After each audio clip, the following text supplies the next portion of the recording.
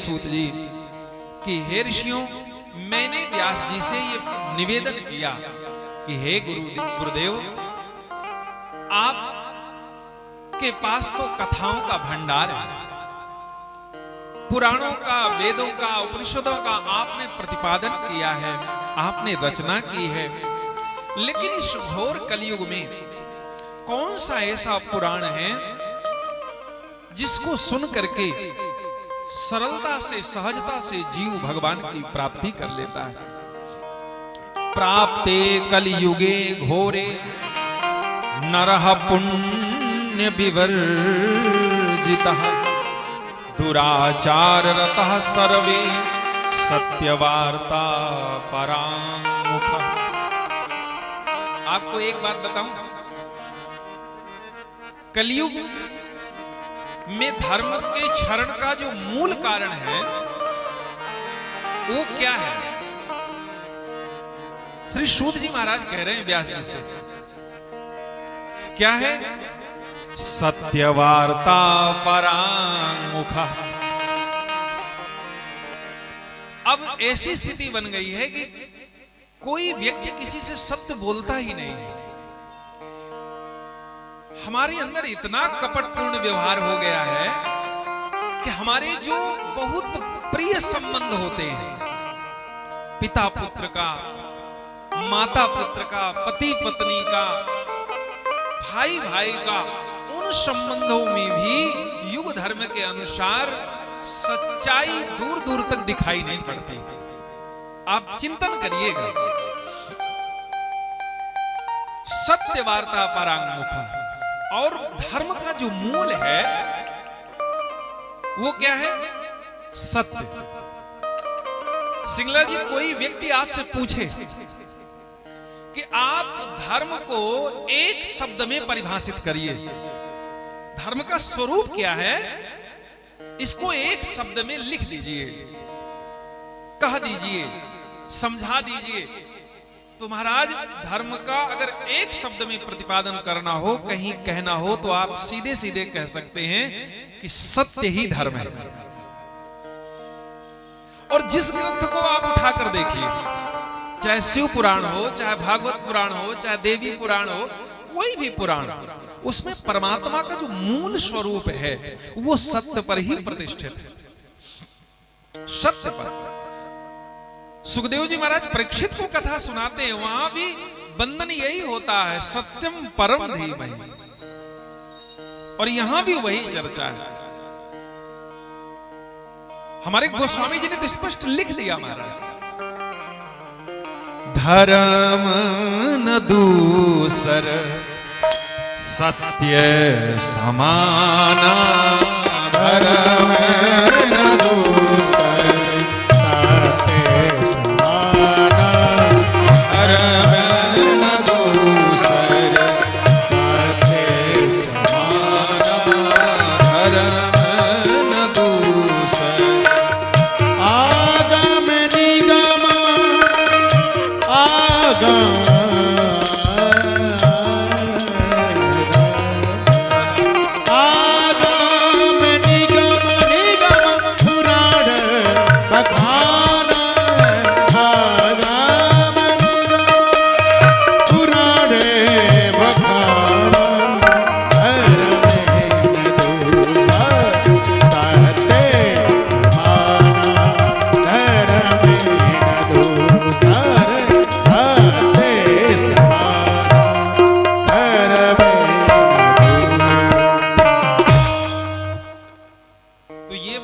गोस्वामी जी भी कह रहे हैं कि जो मैं ये लिख रहा हूं, अगर कोई मुझसे कहे कि आपने इस सिद्धांत को कहां से प्राप्त किया, भाई प्रश्न हो सकता है, दीपा जी कोई पूछ सकता है ना गोस्वामी जी से कि ये सिद्धांत आपने कहां से प्राप्त किया, तो गोस्वामी जी कह रहे हैं मेरा सिद्धांत नहीं, ये निज सिद्धांत नहीं है, आगम निगम पुराण बखान। आगम माने वेद, निगम माने श्रुतियां, उपनिषद, और पुराण। तो पुराण गोस्वामी जी कह रहे मैंने सब जगह यही सुना, यही पढ़ा, यही समझा, इसलिए क्यों ना कहूं। अब आप विचार करिएगा, संबंधों की तो बात छोड़िए, वर्तमान में वर्ण आश्रम धर्म व्यवस्था पर बहुत चर्चा करना उचित नहीं है, लेकिन फिर भी समझिए, आप चिंतन करिए। मैं और किसी को नहीं कहूंगा, हम अपनी बात कहते हैं। ब्राह्मण सूत जी महाराज कह रहे हैं कि हे गुरुदेव, विप्रहा लोभ ग्रहग्रस्ता वेद विक्रय जीविना।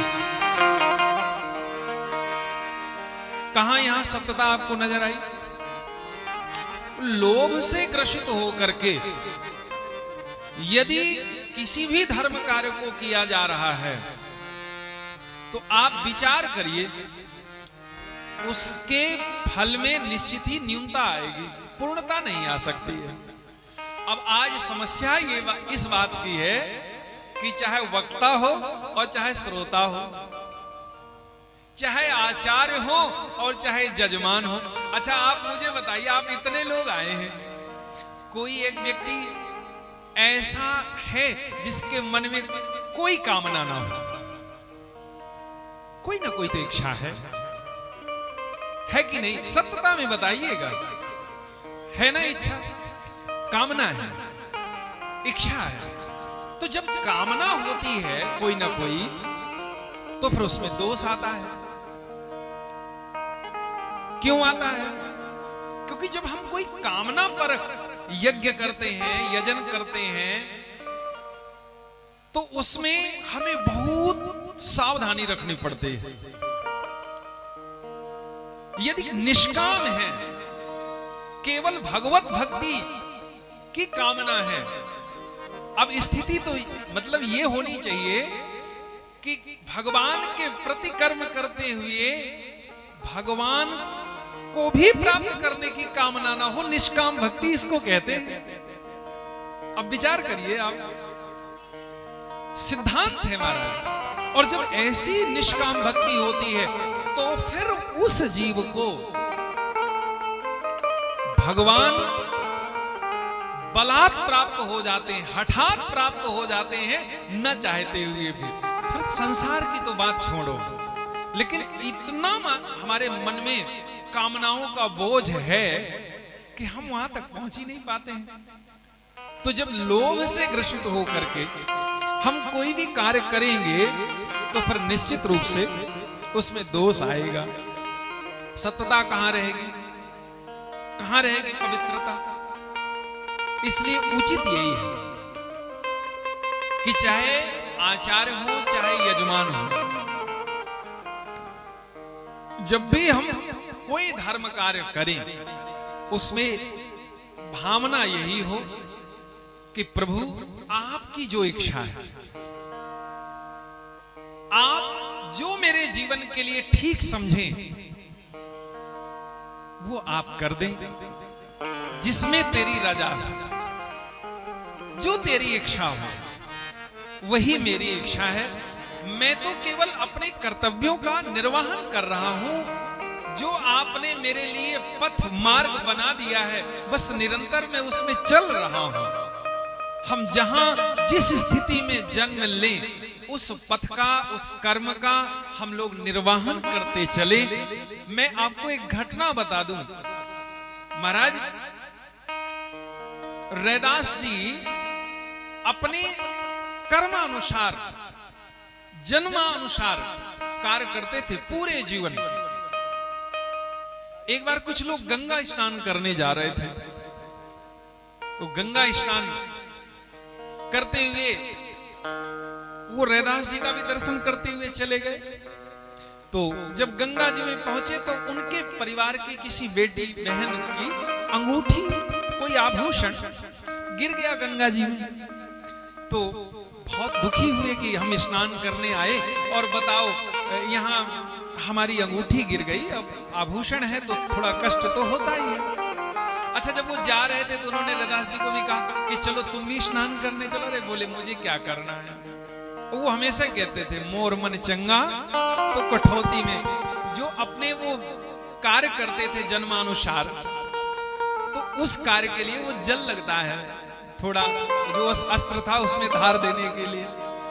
तो उसी को कहते हैं मेरा मन यदि पवित्र है तो यही। तो वो लौट के आए और कहा कि तुम बड़े भगत बनते हो, तुम कहते हो कि यही मेरे लिए गंगा है, हमारी अंगूठी गिर गई है, अब ढूंढ के दे दे तो हम जाने। अब देखिए, जब पवित्रता होती है मन में, निष्कामता होती है, तो स्थिति क्या होती है भक्त की। उन्होंने भगवान का स्मरण किया और उसी अपनी कठौती में हाथ डाला और हर हर गंगे कह के वो आभूषण निकाल के दे दिया महाराज। सारे लोग आश्चर्य में भर गए, सब लोग चरणों में लेट गए। और सुनिए, ये कोई सामान्य महापुरुष नहीं थे महाराज। ये जितने भी महापुरुष हैं, ये सब पूर्व जन्म में भगवान के परम भक्त थे। ये तो हम सबको शिक्षा देने के लिए आए थे। भगवान स्वयं कहते हैं, जाति पाति कुल धर्म बड़ाई, धन बल परिजन गुण चतुराई, ये सब कुछ भी है। और यदि भक्ति नहीं है तो भक्तिहीन नर सोहई कैसा, बिनु जल बारिद देखी जैसा। मैंने इसलिए थोड़ी चर्चा कर दी कि आप समझिए, जिस व्यवस्था में, वर्णाश्रम धर्म व्यवस्था में, जिनको हम ये सोच रहे हैं कि ये बहुत छोटे हैं, हम बहुत ऊपर हैं, असल में बात ये है। अच्छा, आप मुझे बताओ, आप लोग मकान बनाते हो तो मकान में सबसे ज्यादा भूमिका किसकी होती है? नींव की होती है। क्यों भाई? मकान बनाने में नींव की भूमिका होती है सबसे ज्यादा। उसी प्रकार जो हमारे समाज की व्यवस्था थी, ये एक जो समाज था हमारा, ये पूरी तरह से आर्थिक सिद्धांतों पर निर्धारित है। कहीं पर कोई छोटा और बड़ा ऐसा कहीं कुछ नहीं है। वो तो महाराज समय समय पर राजनेताओं के द्वारा कहें या कुछ मानसिक रूप से विकसित लोगों के द्वारा कहें, हमारे समाज को तोड़ने के लिए, आपस में विरोध करने के लिए ये सब बातें, ये सब भ्रांतियां फैला दी गई। नहीं तो हमारा समाज बहुत उत्तम है, बहुत परिष्कृत है, सब एक दूसरे पर जुड़े हुए हैं। भगवान कहते हैं, श्री व्यास जी महाराज कहते हैं कि कलयुग का ऐसा समय आएगा कि उसमें जो भी व्यवस्थाएं भगवान के द्वारा बनाई गई हैं, उन सब में सत्यता नहीं रहेगी, सब में महाराज बदलाव हो जाएगा, झूठ का प्रभाव ज्यादा हो जाएगा।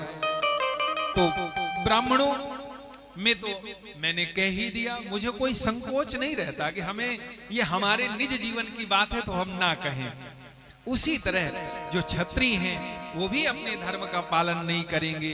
राष्ट्र रक्षा, गौ रक्षा, नारी रक्षा, समाज की रक्षा, इसलिए तो क्षत्रिय हैं। अब क्षत्रिय का मतलब राज धर्म पर, राजपद पर बैठा हुआ। ब्राह्मण का मतलब वेद अध्ययन, यज्ञ करता, संध्योपासन से युक्त, वही ब्राह्मण है। तो जब हम इसी से रहित हो जाएंगे तो फिर हम तो पतन की ओर जाएंगे। हम अपने क्षत्रित्व का पालन नहीं करेंगे तो हम कैसे क्षत्रिय रहेंगे? आज जो भी राजधर्म पर बैठे हैं, आप मुझे बताइए, उनके द्वारा राजधर्म का पालन हो रहा है? अपने पद प्रतिष्ठा को पा करके वो समाज का शोषण ही तो कर रहे हैं। और गोस्वामी जी ने सिद्धांत दिया है कि यदि राजा अपने धर्म का पालन नहीं करता, प्रजा का शोषण करता है, प्रजा को पुत्रवत नहीं मानता, तो वह राजा अवश्य ही नरक का अधिकारी होता है। सोनृप अवश्य नरक अधिकारी, उसे अवश्य ही नरक मिलता है। लेकिन आजकल तो स्वर्ग नरक की बातें ही बिल्कुल समाप्त हो गई हैं। इसी तरह वैश्यों के द्वारा भी अपने कार्य को बहुत प्रेम पूर्वक नहीं किया जाएगा। वैश्यः संस्कारहीनास्ते स्वधर्म त्यागशीलिनः यहां पर लिख दिया गया है स्पष्ट रूप से कि वो क्या करेंगे। कुफतः स्वार्ज नरतालुष तुला कर्म कुवृत्ययः। धनोपार्जन करने के लिए नाप तौल में वो लोग गड़बड़ी करेंगे। अब आज आप देखिए, पैकेजिंग का जमाना है, हर चीज हमको पैकेट में मिल रही है, लेकिन उसमें लाख लिखा हो, ये बिल्कुल शुद्ध है, ये बिल्कुल जो आप चाह रहे हैं वही है, लेकिन क्या आप इस बात को स्वीकार करेंगे? हर चीज में मिलावट है। व्यवसायी का मतलब होता है, वैश्य का मतलब जो व्यापार करे। किसी भी चीज में आप शुद्धता नहीं प्राप्त कर सकते, इसलिए इसमें भी सत्यता नहीं है, यहां भी झूठ है। और इसी तरह जो हमारा दास वर्ण है वो भी अपने कर्म को छोड़कर और देवालयों में अपनी भूमिका सबसे उच्चस्थ पद को प्राप्त करने के लिए प्रयत्न करेगा। यदि विद्वान हो जाएगा तो वाद विवाद करेगा, धनवान हो जाएगा तो धन से महाराज मदोन्मत्त होकर के समाज को बहिष्कृत करेगा। और इस तरह यहाँ पर माताओं की स्थिति भी कही गई है, बच्चों की स्थिति कही गई है कि जो हमारी माताएं होंगी वो अपने सास ससुर का अपमान करेंगी, पति का अपमान करेंगी। महाराज युग धर्म के अनुसार दिखाई भी बहुत चीजें पड़ रही हैं।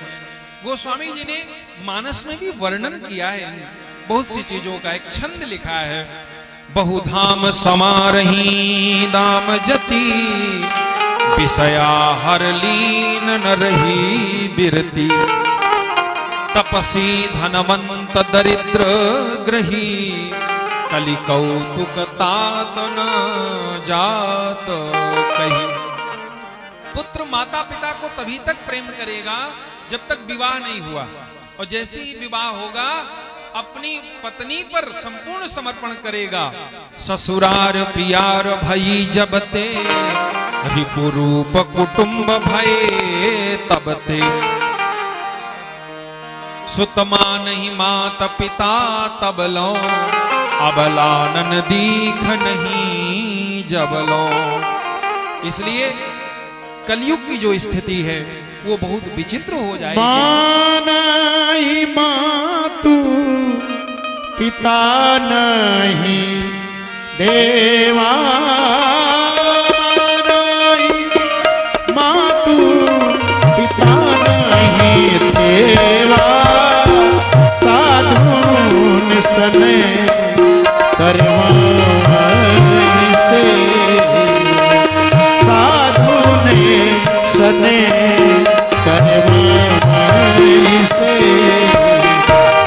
मानाई मातु मानाई मानाई मातु पिता नहीं देवा,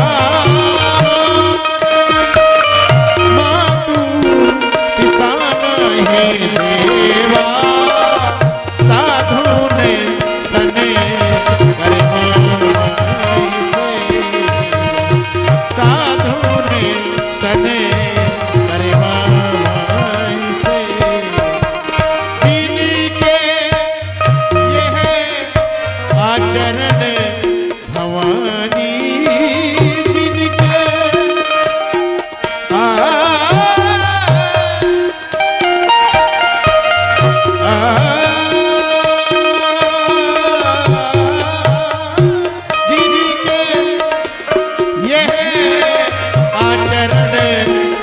भवानी सो जानहु निश्चर समपानी, सो जानहु निश्चर समपानी, सो जानहु निश्चर समपानी, सो जानहु निश्चर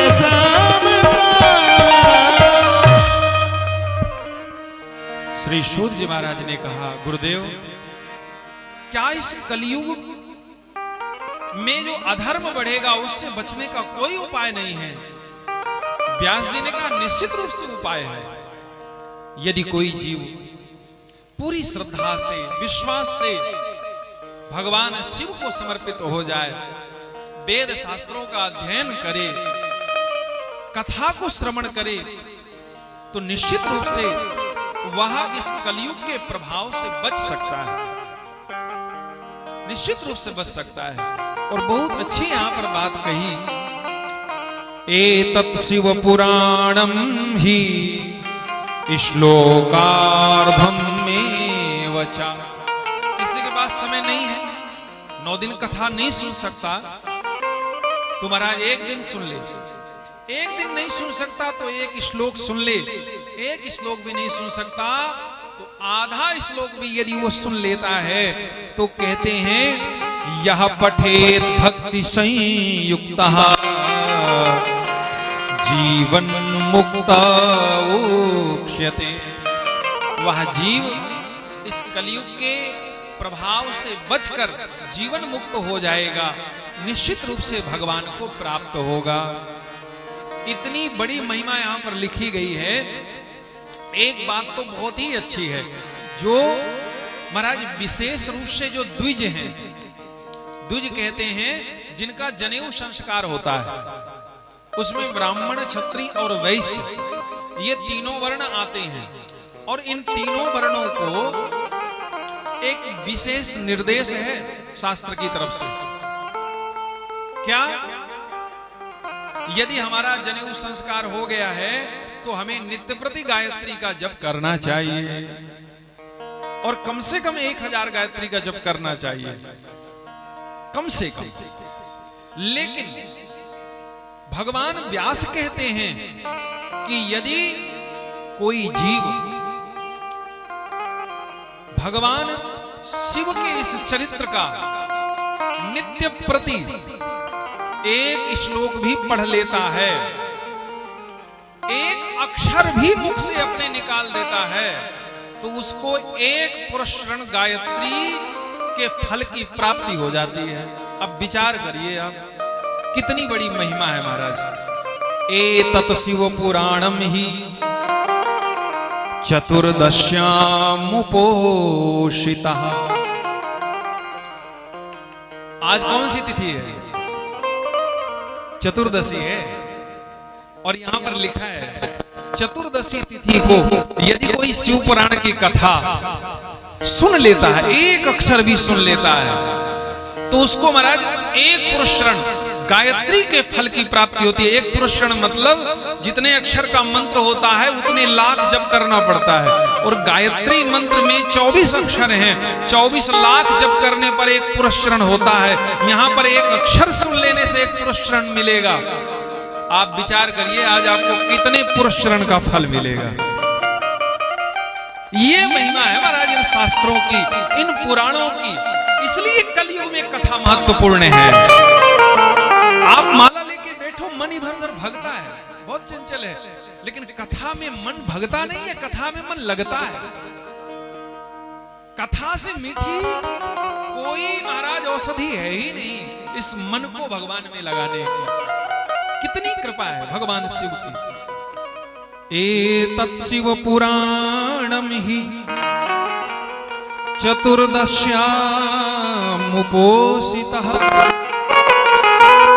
चतुर्दशी के दिन तो क्या होगा? प्रत्यक्षरम तु गायत्री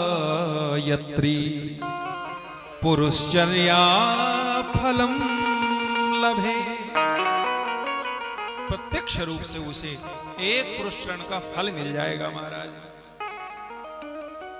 अब विचार करिएगा, आज के बाद ज्यादा नहीं तो 1 श्लोक जो आपको बढ़िया लगे शिव पुराण का, उसको रट लीजिए और सवेरे ही सवेरे उसका पाठ कर लीजिए बढ़िया। अब उसमें जितने अक्षर उतने पुरस्रण हो गए, तो कितनी बढ़िया, हमें कितना बढ़िया उपाय मिल गया ये। चूंकि गायत्री जप करने का अधिकार सबको नहीं है, लेकिन शिव पुराण के श्लोकों पर तो सबका अधिकार है। सब लोग इसका स्मरण कर सकते हैं, पढ़ सकते हैं, ध्यान कर सकते हैं, सुन सकते हैं। इसलिए आप सब लोग ये इस उपाय से महाराज गायत्री के पुरस्रण का फल प्राप्त कर सकते हैं। और रुद्र संहिता के पाठ का तो बहुत ही बड़ा फल है। यदि ज्यादा न हो तो महाराज इन संगीताओं का पाठ अवश्य कर चाहिए। श्री व्यास जी महाराज कहते हैं इसमें अमृत ही अमृत भरा हुआ है।